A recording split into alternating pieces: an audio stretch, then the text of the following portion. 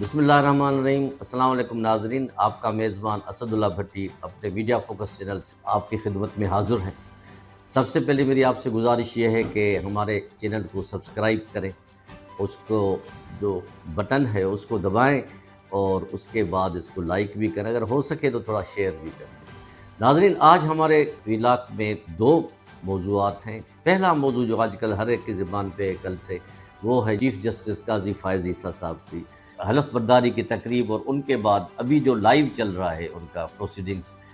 Full court کے حوالے سے۔ یہ پہلی دفعہ ہو رہا ہے ناظرین کہ لائیو فل کورٹ کی پروسیڈنگز چل رہی ہے، اور اس حوالے سے آپ اندازہ لگا سکتے ہیں کہ جوڈیشری میں ودن 48 آورس میں کتنی تھوڑی بہت چینجنگ آئی ہے۔ قاضی فائز عیسیٰ ایک بہت ہی ریزنیبل اور باہر قانون کے ساتھ ساتھ ایک اچھے انسان بھی ہیں، اچھے جج بھی ہیں۔ بدقسمتی کے ساتھ جو گزشتہ ہمارے پہلے جو اس سے جو بھی ریٹائر ہوئے 2 دن پہلے چیف جسٹس عمر عطا بندیال صاحب، انہوں نے ان کو سائیڈ میں لگایا ہوا تھا، کوئی اس سے کام نہیں لیتے تھے، اور اپنا جو ان کا گروپ تھا، یعنی سو کالڈ گروپ، حالانکہ جج وہ ہوتا ہے جس پہ ہر ایک کو اعتماد ہوتا ہے۔ جج دنیا میں بھی ذمہ دار ہے تو آخرت میں بھی ذمہ دار ہے، ان کی ذمہ داری ڈبل ہے ناظرین ہم سے۔ لیکن وہ لوگ جو نہ اپنے حلف کی پاسداری کر رہے تھے، نہ اپنے اللہ سے ڈر رہے تھے، اور جو پولیٹیکلی اتنی وکٹمائزیشن بندیال صاحب اور اس کے ٹیم نے کی، دنیا نے دیکھا۔ ہمارے جو جوڈیشری ہے وہ 2 حصوں میں تقسیم ہو گئی، ایک نے چیف جسٹس عمر عطا بندیال کا ساتھ دیا، اور دوسرے جو تھے بیچارے نیوٹرل تھے، اور جو حق کی بات سچ کی بات ہوتی تھی وہ کرتے تھے۔ کل بھی تاریخ نے دیکھا، دنیا نے دیکھا کہ چیف جسٹس قاضی فائز عیسیٰ صاحب نے جس طرح حلف اٹھایا، انگریزی میں بھی اٹھایا تو اردو میں بھی اٹھایا، اور حلف کے دوران پہلے حلف سے اٹھانے سے پہلے جیسے وہ کھڑے ہوئے، انہوں نے پریزیڈنٹ کے ملٹری سیکرٹری سے کہا کہ میری وائف کو بھی یہاں کھڑا ہونا چاہیے، لے آئیں۔ تو وہ بھی آ کے کھڑی ہوئی، کیونکہ ان دونوں نے کٹہرے میں بھی کٹھے تھے، اور اللہ پاک نے ان کو اتنی عزت دی کہ وہ حلف تقریب میں بھی کٹھے کھڑے ہو رہے۔ یہ ساری دنیا نے یہ معجزہ دیکھا، اور سب نے یہ اپنے منہ سے کہا کہ وَتُعِزُّ مَن تَشَاءُ وَتُذِلُّ مَن تَشَاءُ۔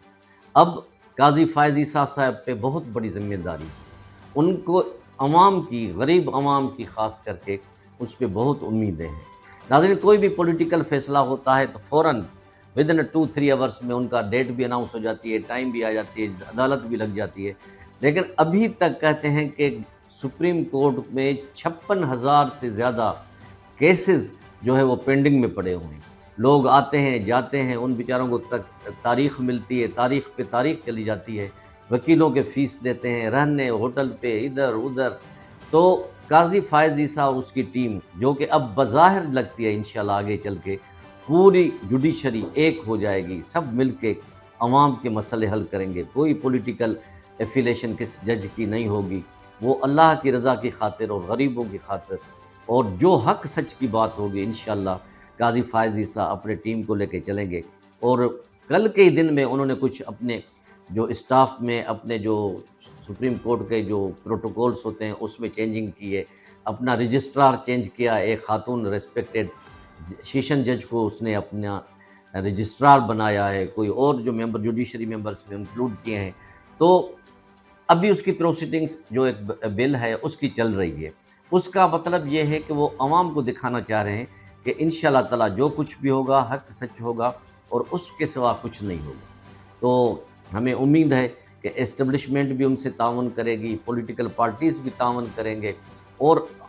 ہر وکلا چاہے وہ کس پارٹی سے بھی ان کی ایفیلیشن ہو، لیکن انصاف معاملے میں چیف جسٹس صاحب سے تعاون کریں گے۔ ناظرین، ایک تو ہمارا یہ موضوع تھا جو کل سے چل رہا ہے۔ دوسرا سب سے بڑی بات ہوئی ہے شیخ رشید صاحب، جو سابق ہوم منسٹر تھے، جو بار بار کہتے تھے کہ ہتھ کڑی میرا زیور ہے اور جیل میرا سسرال ہے۔ یہ ایک بہت بڑا بول ہوتا ہے ناظرین، اللہ کو بڑا بول پسند نہیں ہے۔ وہ رلتے پھرتے تھے، کبھی کہاں کبھی کہاں، آخر میں ایک سوسائٹی پہ کرائے کا گھر لیا، وہاں سے وہ دھر لیے گئے، ان کا ایک بھتیجا بھی دھر لیا گیا۔ ناظرین، آپ کو یہ بات کا علم ہوگا کہ شیخ رشید صاحب نے تقریباً پیپلز پارٹی کے سوا کوئی پارٹی نہیں چھوڑی، نواز لیگ میں بھی وہ وزیر اطلاعات تھے، مشرف صاحب کے دور میں بھی وہ تھے، عمران خان کے دور میں بھی تھے، بڑے بڑے نعرے لگاتے تھے، بڑے بڑے کیا زبان استعمال کرتے تھے، لوگوں کے گھروں تک جا کے پہنچ جاتے تھے اور اتنی اتنی باتیں کرتے تھے۔ وہ دن خالی نہیں ہوتا تھا کہ وہ پریس کانفرنس نہ کریں۔ اس کے بعد جب 9 مئی کا واقعہ ہوا ناظرین، اس کے بعد وہ اس طرح چھپ گئے، اور انہیں کبھی بھی کوئی بیان دیتے تھے تو کسی کے نامعلوم مقام سے اس کا بیان آتا تھا،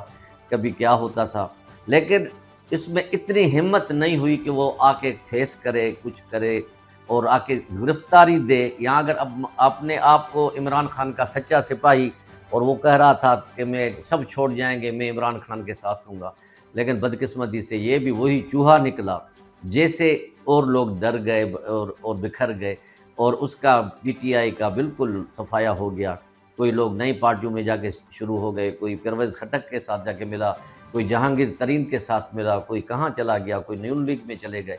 تو کہنے کا مقصد یہ ہے ناظرین کہ پولیٹیکل لیڈر وہ ہوتا ہے جو ایک ڈٹرمن ہو، اپنے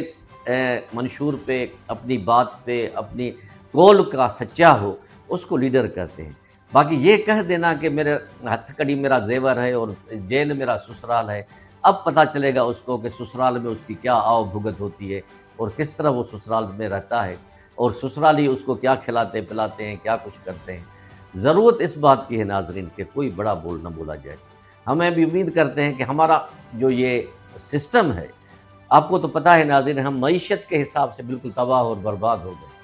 ہمارا عام آدمی کا جینا محال ہو گیا ہے، پیٹرول بھی ابھی 26 روپے سے زیادہ بڑھ گیا ہے، اور اس کا اثر ہر کموڈٹی پہ، ٹرانسپورٹ پہ، گڈز پہ، ہر کرایہ بڑھتا جا رہا ہے، آٹا چینی ہر بڑھ جائے گا۔ لوگ پریشان ہیں،